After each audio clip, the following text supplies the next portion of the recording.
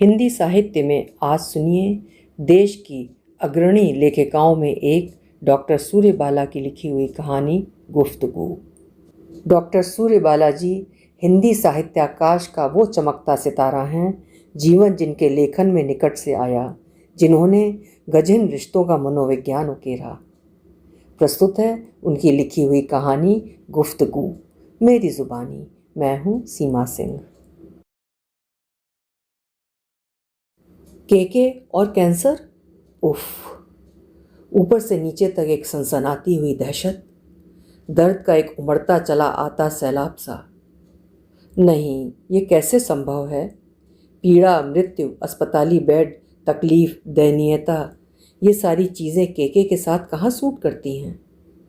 लेकिन नेहा ने लिखा है, डैडी को कुल 1-1.5 महीने की ही मोहलत दी है डॉक्टरों ने।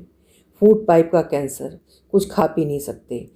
1.5 महीने से कमर में नली लगाकर थोड़ा थोड़ा लिक्विड पहुंचाया जाता है। और भी कि आप लोगों का पता बदल गया था, इसलिए पहले नहीं लिख पाई। डैडी अस्पताल के बेड पर लेटे लेटे आप सबको याद करते हैं। खौफ और दयनीयता की इस मिली जुली स्थिति का अक्स दिमाग में उतरे भी तो कैसे? ये अक्स केके के आसपास क्या दूर दूर तक भटकने की भी जरूरत नहीं कर सकते थे? कॉलबेल पर वे उंगलियां दबती कहाँ थी, थिरकती। फिर अंदर दाखिल होने के साथ हंसी और जिंदा दिली के चिराग नहीं, सैकड़ों आतिशदान जगमगा उठते थे। दम के दम माहौल मौज मस्ती, चुटकीदार लतीफ़ों और छतफोड़ ठहाकों से भरपूर हो जाता। मनहूसियत, उदासी, दर्द, परेशानियां पतवार की तरह जैसे काटते जाते थे।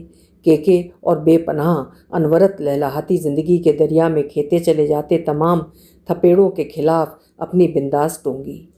ये डोंगी उनके जीवट की थी, जिसे उन्होंने पुख्ता और पुरअसर रखा था, पूरी मजबूती से ठुकाई और मरम्मत कर करके। हाथ खाली कभी नहीं होते, कभी कचौड़ियों का ठोंगा, कभी बालूशाही का डिब्बा, और कभी कुछ नहीं मिला तो वेफर्स का बड़ा सा एक पैकेट ही। आने के साथ ही सीधे चुन्नू को आवाज़ देते, उसे अपनी गद्दे नुमा गोद में बिठाते और दोनों संग संग चालू हो जाते। खाने खिलाने का मज़ा उन्हें चुन्नू के साथ ही आता। दोनों के दोनों मिठाइयाँ, चटपटी चीज़ों पर दीवानों की तरह टूट कर जुट कर दीन दुनिया भूल कर खाने वाले। डब्बा साफ हो जाता तो चुन्नू से जूते पहनकर आने को कहते और सरपट तैयार होकर किसी भी दोस्त, दुश्मन, पिकनिक, सर्कस या फिर बोर से बोर पिक्चर के लिए भी चल देते। चल पार्टनर, हम दोनों के रहते किस पिक्चर की मजाल है जो हमें बोर करे? और फिर ज़्यादा ही कष्टकारी हुई तो हम सनोबर के कबाब से और रस बहार की रबड़ी से अपना जायका दुरुस्त कर लेंगे, क्यों दोस्त? और चुन्नू की आंखें खुशी से मालामाल हो जाती। चुन्नू और केके अंकल, एकदम बैट और बॉल की जोड़ी। नेहा चिढ़ाती, आंटी चुन्नू डैडी की किक पर लुढ़कता है और हिट पर उछलता है। खबरदार जो मेरे प्यारे दोस्त की खिंचाई की। यार है मेरा, तू और तेरी आंटी की तरह हर समय भिनभिनाता नहीं रहता। न तेरा होमवर्क पूरा पड़ता है, न तेरी आंटी का। तुम लोग जानो क्या ज़िंदगी जीना, ये तो हम दोनों दोस्त। दोनों निठल्ले। नेहा चिढ़ा कर भाग खड़ी होती। ऑफिस से लौटे तो सनाखा खा गए पति भी, खाते भी कैसे ना। कैसी तो दही बताशे सी घुली मिली दोस्ती। कहाँ फैक्ट्री का वो धुएं से अटा छटा घुटा घुटा सा माहौल।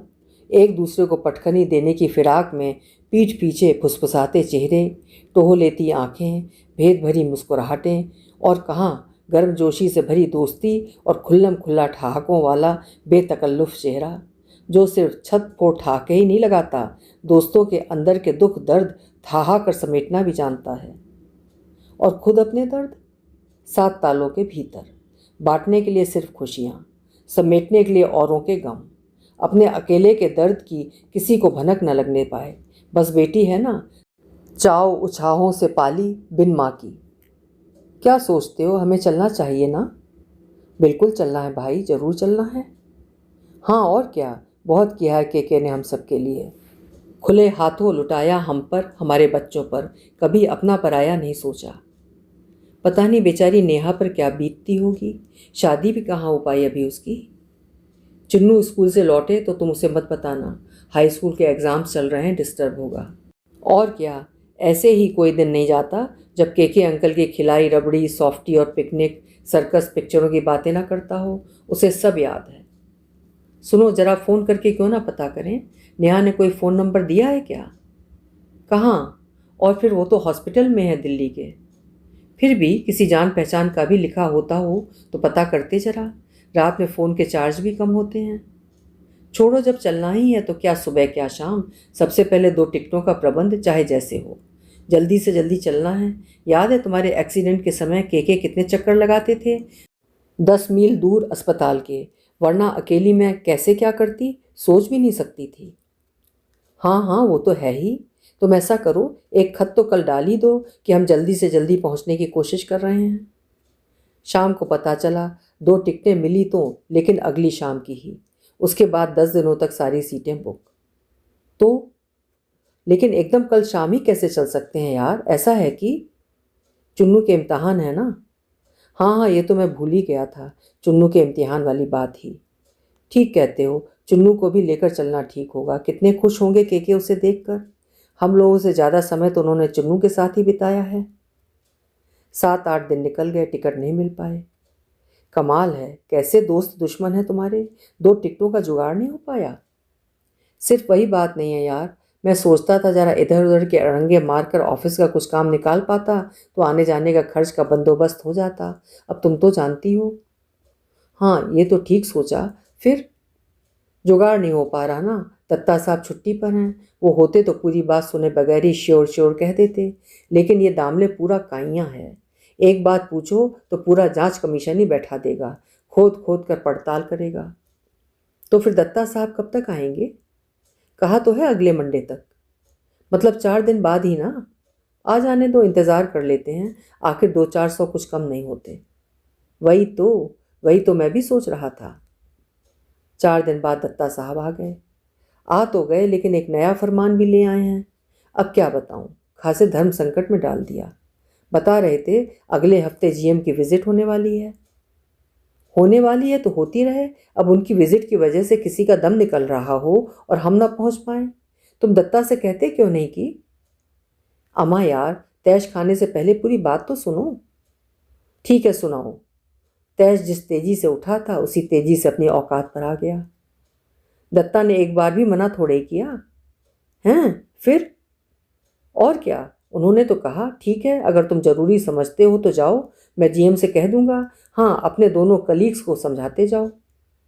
तो तो क्या, दत्ता ने तो कह दिया, उन्हें क्या पड़ी है, लेकिन अपने को तो सोचना है। क्या? कि जीएम की विजिट रोज रोज नहीं होती। और अब जब साल 6 महीने पर उनके सामने पढ़ने, नज़र के आसपास रहने और एक दो बात कहने बोलने का मौका मिला तो मैं गावदी की तरह गायब रहूं? ऊपर से मौके की ये बेशकीमती सौगात उन उल्लू के पट्टों के हाथों में सौंप दूं?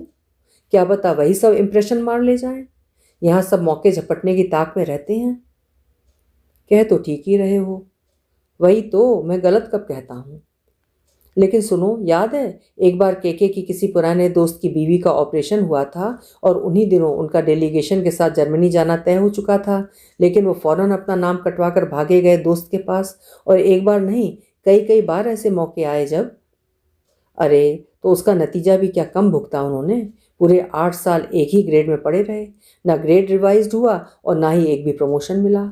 जहां औरों को 500-500 के इंक्रीमेंट मिलते थे, केके के हाथ में 150 की पुड़िया थमा दी जाती थी। और तुम लाख कहो, अंदर अंदर तंग आ चुके थे। तभी तो अंत में ये नौकरी ही छोड़ दी। हाँ, और क्या। ऊपर से कितने ही जिंदा दिल दिखें, अंदर का दर्द भुलाने ही तो चुन्नू को लिए डांव डांव भटकते थे। तब फिर क्या कहती हो? जो ठीक समझो। जीएम की विजिट जरूरी है। बिल्कुल, नौकरी करनी है तो कैरियर भी तो देखना ही पड़ेगा। कौन जाने, उनकी नज़रें इनायत का मुहूर्त आ ही गया हो। क्या मालूम, मुहूर्त जुटे तब ना। भाई, कोशिश तो करते रहना है। और फिर एक बात और कहूँ? कहो ना, ये सब बातें हम आपस में नहीं करेंगे तो किससे करेंगे? सुनने वाला तृप्त आश्वस्त हुआ। तो यही कि दिल्ली कोई मील 2 मील तो है नहीं। एक बार आने जाने में हजारों के चक्के बैठेंगे, इतना तो समझ ही लो। वो तो है ही। और फिर देखो, तुमसे कह रहा हूँ, केके का मर्ज तो लाइलाज है ना? सहमति में मैंने कहा। हम जाकर भी कुछ तो कर पाएंगे नहीं, मेरा मतलब कुछ कर सकते नहीं। पुनः सहमति। तो देखो, तो एक तरह से ये सब फॉर्मेलिटी ही हुई ना। और इसके लिए हजारों की चपत। वो तो बैठेगी ही, लेकिन फिर भी सोचो तो, के तुम्हारे एक्सीडेंट के समय, मेरी बीमारी में, चुन्नू के एडमिशन के लिए हमेशा ही कितना कितना दौड़े थे। अब क्या सोचेंगे वो?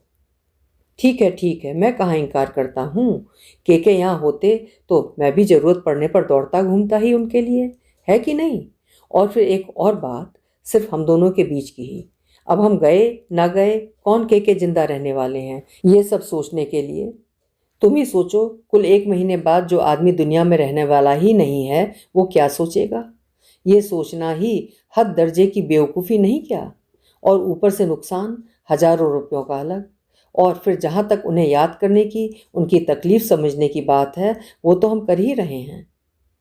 तो फिर सोचता हूँ, अच्छा हाँ सुनो, वो पत्र जो मैंने तुमसे नेहा को लिखने के लिए कहा था, तुमने लिख दिया क्या? हाँ, लिख दिया था उसी दिन। मन इतना उदास हो आया था। अरे लेकिन मैं भी कैसी भुलक्कड़ हूँ। हे भगवान, छोड़ा कहाँ? उस समय लिफाफा नहीं था और आज तक छोड़ना ही भूल गई। कोई बात नहीं, भगवान जो करता है अच्छा करता है, अब उसे छोड़ना भी मत। क्या मतलब?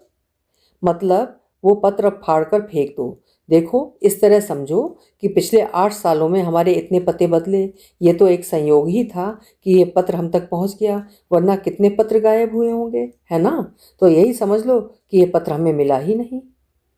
ओह हाँ, ठीक है। और चुन्नू को तो अभी बताया नहीं है ना?